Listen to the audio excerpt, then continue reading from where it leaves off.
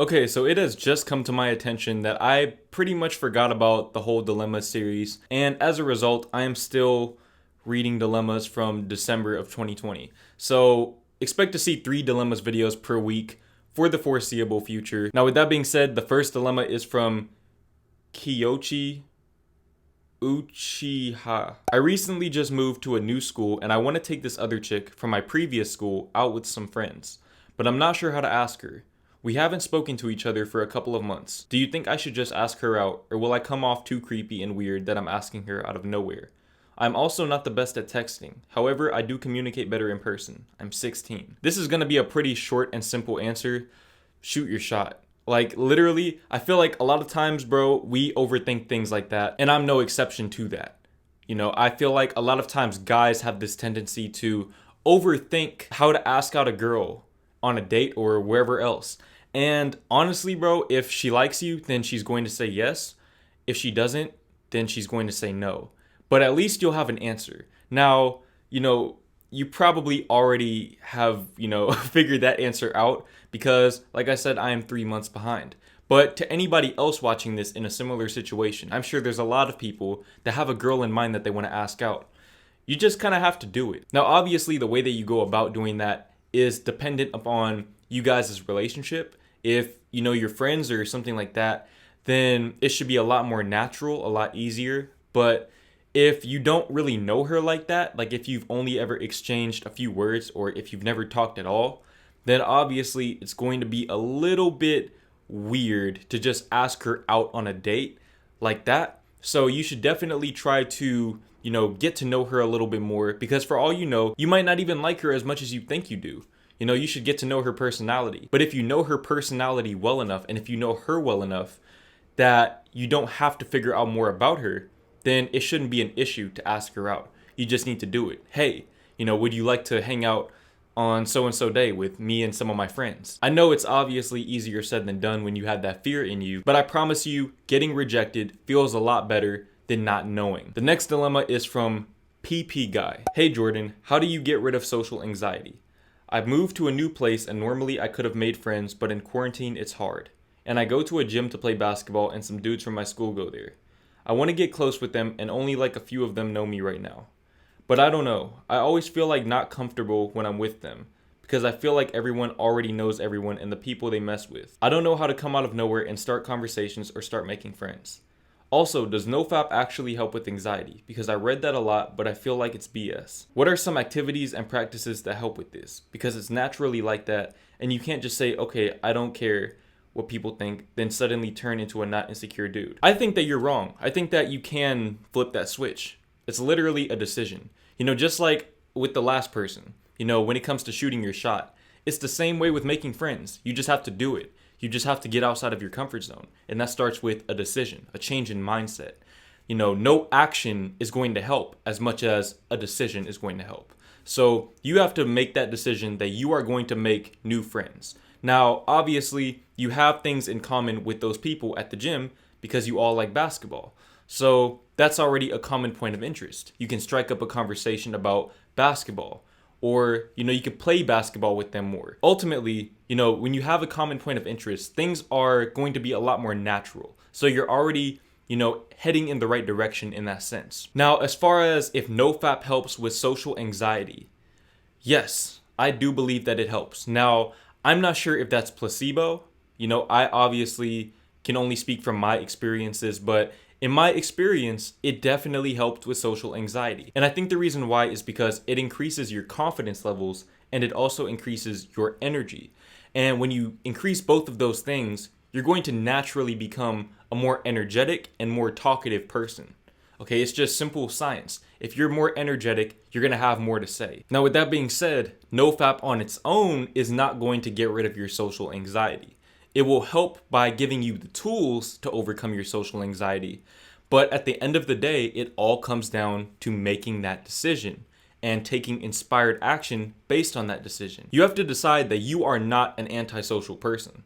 It's all about the way that you perceive yourself. You telling me that you can't flip that switch is a limiting belief. You are literally keeping yourself in that mindset. You're telling yourself that you are antisocial and that you can't make friends. Negative self-talk does not help you. I promise you that. So you have to start talking to yourself in a different way. You have to tell yourself, I am a confident person. I can make friends when I want to because I'm a great person who attracts other great people into my life. And when you start to tell yourself things like that over time, in addition to Nofap, that is going to help you become a more social person. Now, don't get me wrong. I am still to this day not a social butterfly. I don't go to parties. I don't go to clubs. I don't go to bars. I don't do any of that stuff. But that's because I don't want to. If I decided that I wanted to do that stuff, I could. Case in point, me doing public interviews. Okay, nobody ever expected me to do public interviews, but I did because I decided that I could do it. I can do anything, and you can do anything as well. Talking to people is literally just talking to people. Like, you have to really think about that, bro. You are scared to talk to people. Okay, it's so crazy, and I know how it feels too. I know how it feels. I think, you have to stop overthinking it and ultimately decide that you are not that antisocial person that you think you are. The next dilemma is from Dawson. Hey, my dilemma is, what can you do if you still think about a toxic person that you knew and liked in the past? Like, how do you move on from a person if you still think or dream about them? Okay, Dawson, this is a question that I feel like I am very well equipped to answer.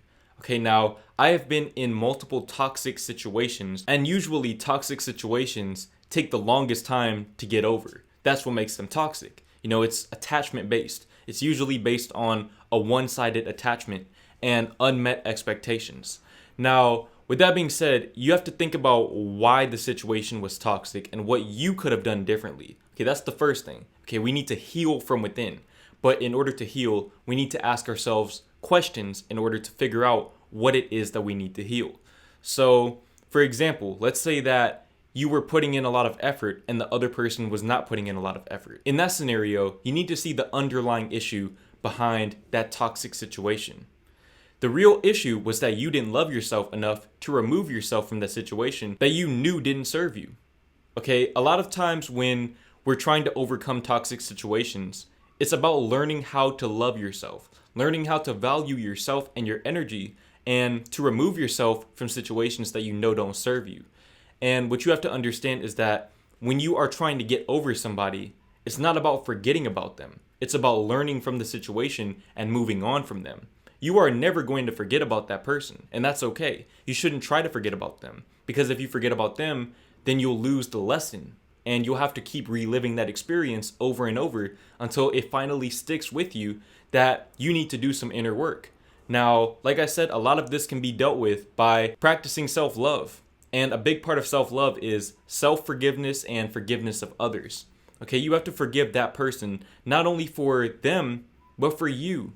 Okay, for your own peace of mind. You have to learn to forgive them, to not hold grudges, to not project their negative qualities onto everybody else that you meet. Now, as far as dreaming about them, what you have to understand is that your dreams are projections of your subconscious mind. So you dreaming about them means nothing more than they're on your mind. You think about them a lot. So of course, you're going to dream about them, and that's okay. Like I said, it's not about forgetting about them, it's about letting go of them and moving on from them. And I feel like one thing that really helped me, a mindset paradigm shift that really helped me along my path was the idea of becoming the one that got away. See, right now, you're thinking so much about that person because you think that they're the one that got away. But in reality, you're the one that got away. Okay, you are the one that got away, and you have to start acting like it, and you have to start treating yourself like that. And if you don't feel like you're the one that got away, you have to become the one that got away. You have to level up. Okay, level up from that situation. Level up to the extent that that situation is completely in the past, and you have nothing to gain by thinking about it anymore. Once you take those lessons and you do the inner work and you level up in that way, all of a sudden, that's when you'll feel a lot happier and a lot lighter again. And you'll be able to truly let go. Not forget, but let go. The next question is from Deleted User. Hey guys, I want to drop out of university first year because I hate it and I think it's not for me. I wake up every day stressed and in a bad state of mind. Right now I'm off for a month because I finished exams and my next semester starts mid-January. Okay, wow, that really made me realize just how far behind I am. It's March 17th as I'm filming this, but that's neither here nor there. I'm 18 and already spoke to my parents about it, and like most, they hated the idea. I told them my game plan and everything. I was thinking of just dropping out regardless. I'm tired of living my life according to what others think and want control of my life. But the thing is, I live with my parents and I don't know how they'd react. What should I do, or what would you do? Well, truth be told, you know what I would do because it's what I did. I dropped out. I didn't tell them that I was going to drop out. I didn't ask them if I could drop out. I dropped out and then I told them, hey, I just dropped out of school. And I understand that depending on the dynamic between you and your parents, that may or may not be possible. But I think that if you're really that concerned about how they're going to react, tell them that you're taking a gap semester to figure out what you want to major in. Tell them that you don't want to waste any money taking classes that you're not sure that you really need to take for your major.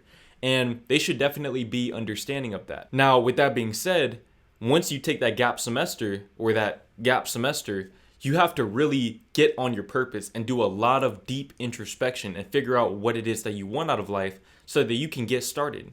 Because hopefully by the time that you're supposed to go back to school, you'll have made some type of progress to the point that you can at least have some type of case against going back to school.